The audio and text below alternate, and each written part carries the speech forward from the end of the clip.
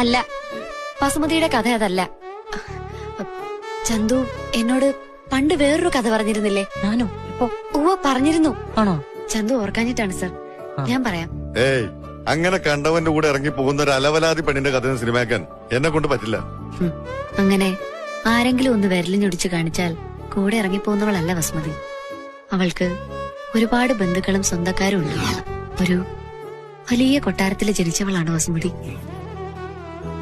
ആ കൊട്ടാരത്തിലുള്ളവരെല്ലാം വസുമതിയെ കണ്ടിരുന്നത് പ്രേതബാധയുള്ള കുട്ടിയായിട്ടാ.